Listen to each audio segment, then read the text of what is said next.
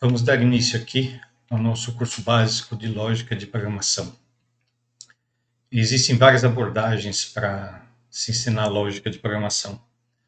Basicamente, se começa com o ensino de algoritmos, ou através também de uma linguagem de programação e outros métodos.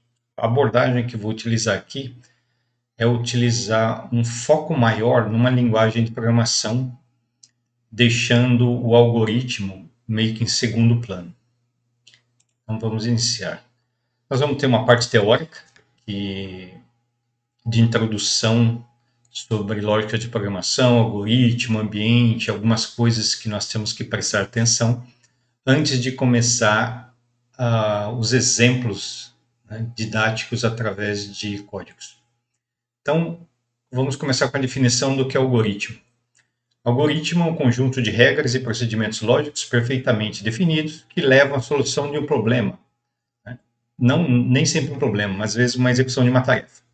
Então, exemplo de algoritmo do nosso dia a dia, que a gente não sabia que era algoritmo, mas é, quando você tem uma receita de bolo que explica passo a passo, né, como você deve proceder para finalizar, para ter como objetivo final um bolo pronto, aquilo é um algoritmo. É um algoritmo que a gente chama de algoritmo descritivo. Atravessar a rua. Esse procedimento básico que a gente usa para atravessar a rua, quando a gente para no meio-fio, a gente olha de um lado para ver se vem veículo, olha do outro para ver se vem veículo, observa o semáforo, caso tenha semáforo, observa se nós estamos próximo a uma faixa de pedestres. Isso tudo que nos faz raciocinar antes de iniciar a travessia de uma rua é um algoritmo, tá certo? Que já nos foi ensinado desde criança, e a gente faz isso meio que automaticamente. Outro algoritmo é como chegar em algum lugar. Quando alguém te explica como chegar num determinado supermercado, uma determinada loja, e você a orienta dizendo para que lado ela deve ir, a que distância fica, onde ela deve virar, se à esquerda ou se à direita. Isso tudo é um algoritmo descritivo, onde você está explicando para uma pessoa como chegar a um destino através de um algoritmo descritivo, narrando passo a passo.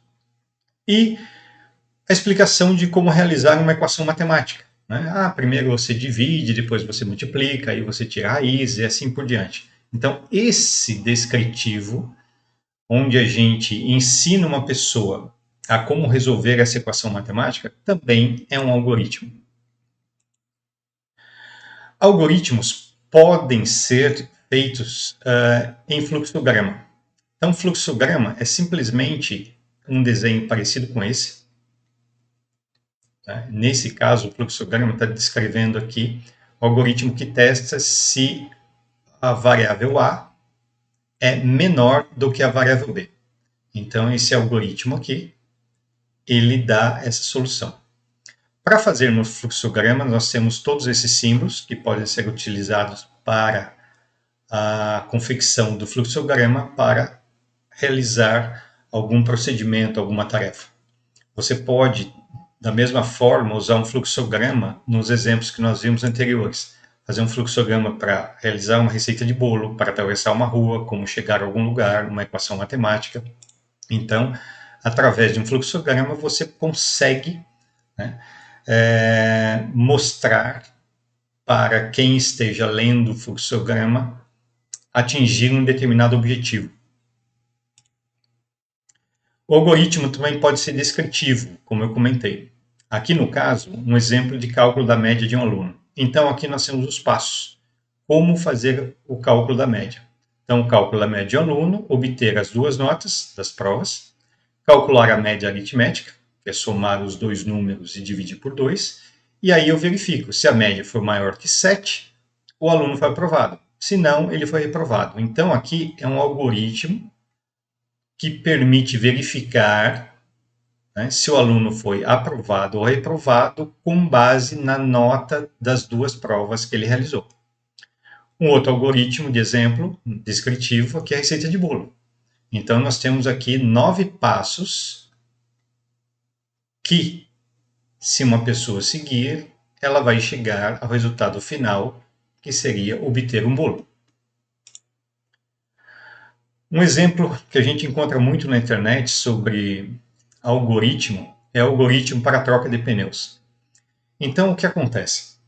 Quando você pergunta para alguém te explicar alguma coisa daqueles exemplos que nós vimos, como fazer uma receita de bolo, como chegar a algum lugar, a gente nota que cada pessoa explica de uma maneira. Ou seja, os algoritmos dependem muito da capacidade da pessoa de descrever os passos para que se atinja um objetivo. Quanto mais detalhada a pessoa for, mais detalhado vai ser o algoritmo e melhor vai ser o resultado final que a pessoa, seguindo aquelas orientações, vai conseguir atingir o objetivo. Então, aqui nesse exemplo, se vocês lerem com calma, eu tenho um algoritmo para troca de pneu usando 7 passos. Eu tenho aqui um outro usando 9 passos. Eu tenho um outro usando 12 passos. Tenho um outro usando 13 passos e assim por diante. Então, como eu digo, geralmente, quanto mais detalhado, né, estiver a narrativa, melhor será o algoritmo e, consequentemente, melhor o programa quando você for fazer um programa desse algoritmo que foi descrito. Vamos lá, pensando como um computador, aliás, como um programador. Observe o exemplo. A mãe de João lhe diz: João, vá ao mercado e compre 1 quilo de açúcar, uma manteiga e, se tiver leite, compre também 1 quilo de farinha e uma dúzia de ovos. Geralmente, a gente deduz numa descrição dessa o seguinte: caso tenha leite, que João trará 1 quilo de açúcar, uma manteiga, 1 litro de leite, uma farinha e 12 ovos. Caso tenha leite.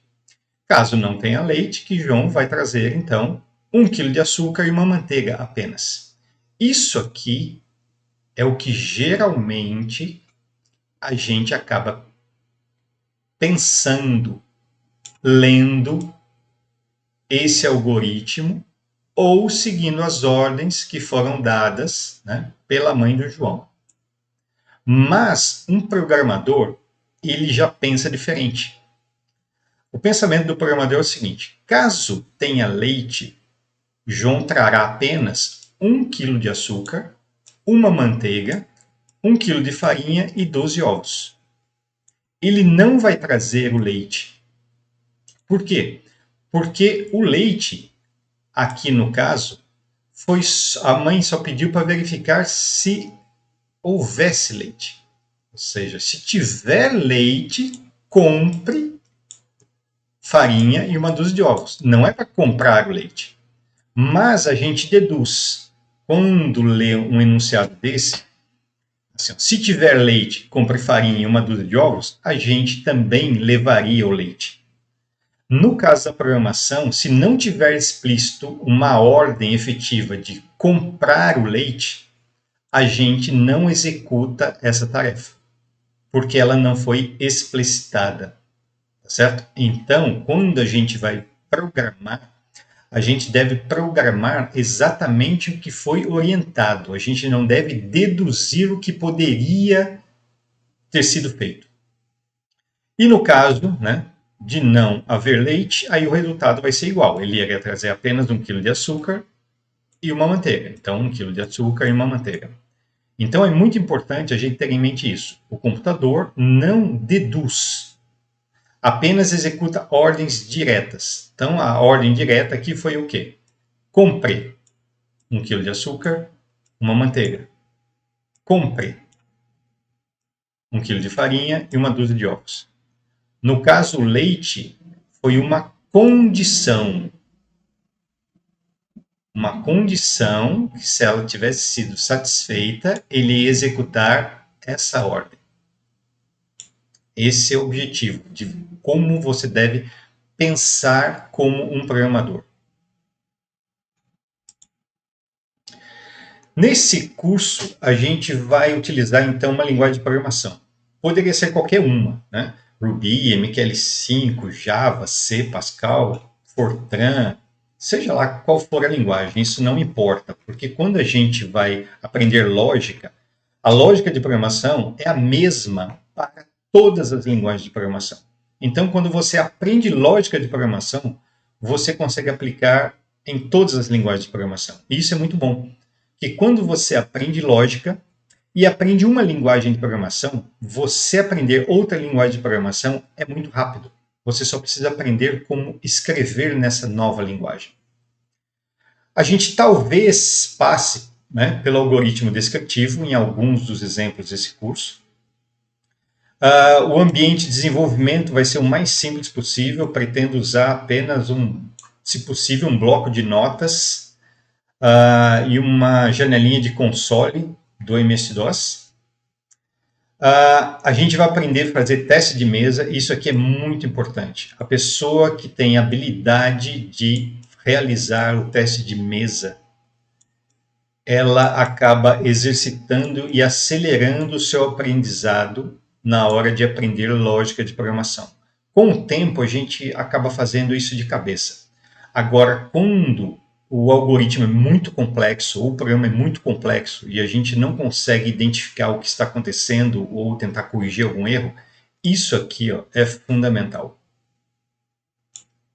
E, para ajudar o teste de mesa, existe uma ferramenta nos ambientes de desenvolvimento chamada depurador. O depurador é o melhor amigo do programador. Se der, a gente vai ver alguma coisa nesse sentido.